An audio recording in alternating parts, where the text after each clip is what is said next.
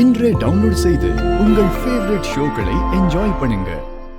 மித்ரா வர வரைக்கும் இந்த ஸ்படிகலிங்கத்தை அப்படியே வச்சிருந்து அவ கையால கொண்டு போய் பூஜை ரூம்ல வைக்கணும்.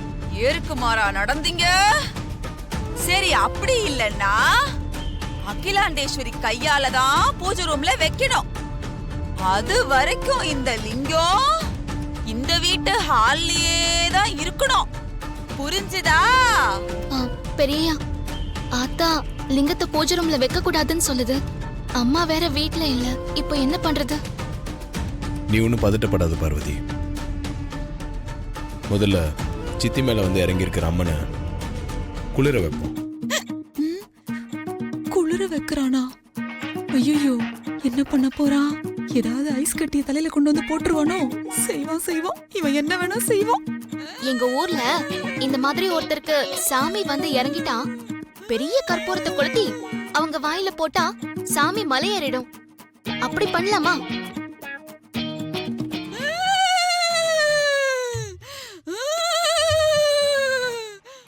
இந்த சமையல்காரி பெரிய கற்பூரமா கொளுத்தி வாயில போட்டுருவா போல இருக்கே. இப்ப என்ன பண்றதுன்னு தெரியலையே. சமாளி. இல்ல, அது உங்க ஊர் வழக்கம் பார்வதி. ஆனா எங்க ஆதிக்கடூர் பரம்பரை வழக்கப்படி இந்த மாதிரி சாமி வந்து ஏறினா சாதாரணமாலாம் இறங்காது. ரத்த பலி வாங்கிட்டு தான் போகும். ஐயோ, ரத்த பலியா? இதெல்லாம் நான் கேள்விப்பட்டதே இல்லையே. என்னடா பேசிக்கிறீங்க? என்ன பெரியா சொல்றீங்க? ரத்த பலினா இப்போ ஆடு கோழி அந்த மாதிரி ஏதாவதா? சச்சா, அதெல்லாம் எதுவும் இல்ல. பாவம், அதெல்லாம் வாயில்லாத ஜீவன்ல. அப்போ வேற எப்படி பெரிய ரத்த பலி கொடுக்கறது? நீ ஒண்ணு பண்ணு, மேல பூஜை ரூமுக்கு போய் பாரு.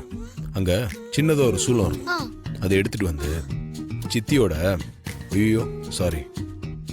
சாமியார் வந்திருக்குல்ல, அவங்க வலது கண்ணத்துல குத்தி இடது கண்ண வழியா வெளியே எடுத்துட்டோம்னா சாமி சந்தோஷமா மலையேறிடுவாங்க. என்னடா இது? நான் என்ன பில்லா கம்பில குத்தி இந்த பக்கம் இழுத்து அந்த பக்கம் வைக்கிறதுக்கு? எப்படி இவனுங்க கிட்ட இருந்து இப்ப எஸ்கேப் ஆகிறது? மலையேற வேண்டியதுதான்.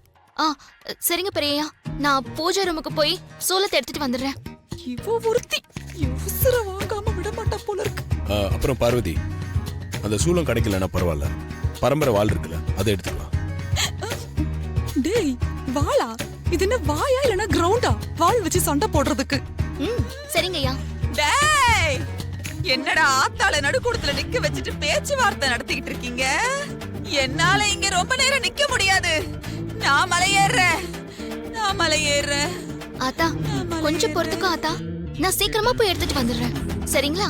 பார்வதி, சொல்லுங்க ஆத்தா. ஆத்தாவா? யாரது? ஆத்தா, யாரது? என்னையா சொன்ன? எனக்கு கூட ஏதோ மயக்கமா என்னன்னு தெரியல மாமா.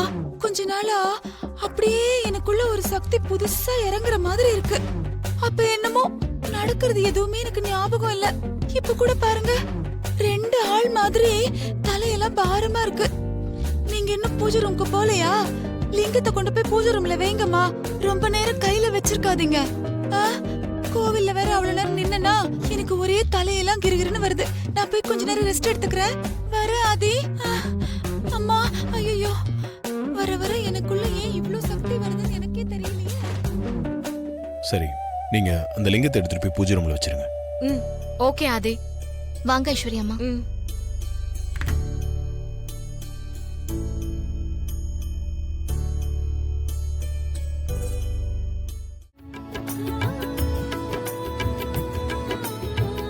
நியாயமா இந்த பூஜையை நீ பண்ண வேண்டியது பார்வதி. இல்ல ஐஸ்வர்யாமா, குளத்துல இருந்த லிங்கம் யார் கைக்கு கிடைக்குதோ அவங்க தான் இந்த லிங்கத்துக்கு பூஜை பண்ண தகுதியானவங்கன்னு குருஜி சொன்னார்ல. அதனாலதான் சொல்றேன் பார்வதி, இந்த ஸ்படிக லிங்கத்துக்கு பூஜை பண்ற தகுதி உனக்கு தான் இருக்கு. என்ன ஐஸ்வர்யாமா அது? லிங்கத்தை தண்ணிக்குள்ள இருந்து மேலே எடுத்துட்டு வந்தது நீங்க தானே? எல்லாரும் அப்படிதான் நினைச்சிட்டு இருக்காங்க பார்வதி. ஆனா தண்ணிக்குள்ள என்ன நடந்ததுன்னு உன்னோட மனசாட்சிக்கு தெரியும். என்ன ஐஸ்வர்யாமா என்னென்னமோ சொல்லிட்டு இருக்கீங்க? எனக்காக நீ விட்டு கொடுத்தது மத்தவங்களுக்கு வேணா தெரியாம இருக்கலாம், ஆனா எனக்கே தெரியாதுன்னு நீ நினைக்காத பார்வதி. தண்ணிக்குள்ள என்ன நடந்தது, ஸ்படிகலிங்கம் எப்படி என் கைக்கு வந்ததுன்னு எனக்கு நல்லா தெரியும். தண்ணிக்குள்ள இருந்தன்னா படிக்கட்டுல நின்னுட்டு இருந்த உன்னை தவறுதலா உள்ள இழுத்துட்டேன்.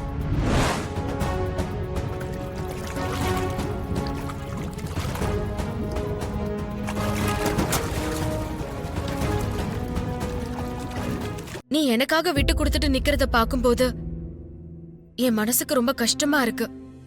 உங்களுக்கு எனக்குன்னு பிரிச்சு பார்க்காதீங்க ஐஸ்வர்யம்மா. நம்ம 2 பேருமே வேற வேற இல்ல, ஒண்ணுதான். கண்ணு 2ஆ இருந்தாலும் பார்வை ஒண்ணுதாங்கிற மாதிரி நம்ம 2 பேருமே இந்த வீட்டு மருமகளுங்க தான். என்ன தண்ணிக்கு அடியில இருந்த இந்த ஸ்படிகலிங்க மாதிரி நான் இப்போ வெளியே தெரியாம இருக்கேன். நீங்க பூஜையில இருக்கிற இந்த ஸ்படிகலிங்க மாதிரி வெளியே தெரியறீங்க. மித்ரா கையில இந்த ஸ்படிகலிங்கம் கிடைச்சிடக்கூடாதுன்னு தான் நான் லிங்கத்தை எடுத்து உங்க கையில கொடுத்தேன். அதனால உங்களுக்கு கிடைச்ச இந்த அங்கீகாரம் எல்லாம் எனக்கு கிடைச்சதா நினைச்சு நான் சந்தோஷப்படுறேன். உங்க மனசுல எந்த வருத்தமும் வேண்டாம். நீங்க சந்தோஷமா இருங்க, நானும் சந்தோஷமா இருக்கேன். பார்வதி, உன்னோட இந்த மனசு யாருக்கு வரும்?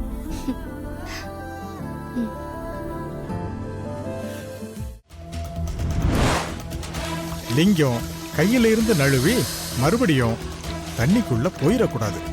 அப்படி ஏதாவது நடந்தது உங்க குடும்பத்துக்கே பெரிய அபசகுனமாயிடும்.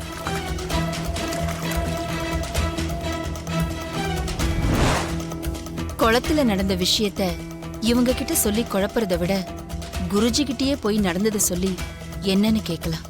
ஆனா அதுக்கு முன்னாடி ஒரு முக்கியமான வேலை இருக்கு. வர நந்தினி. எனக்கு ஒரு சந்தேகம். என்ன சந்தேகம்? தயங்காம கேளு. பார்வதி தான் அகிலாண்டேஸ்வரி அம்மாவுடைய மூத்த மருமகன்னு அந்த குருஜி சொன்னாரு. அதுல என்ன உனக்கு சந்தேகம்? உனக்கு நானும் தான் சொல்றேன்.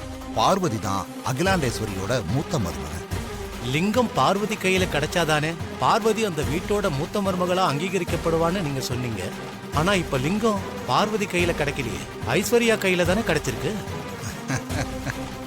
லிங்கம் ஐஸ்வர்யா கையில் இருந்ததால ஐஸ்வர்யாவுக்கு தான் லிங்கம் கிடைச்சதுன்னு நீ நினைச்சுக்கிட்டு இருக்க. ஆனா தண்ணி கடியில என்ன நடந்துச்சு தெரியுமா?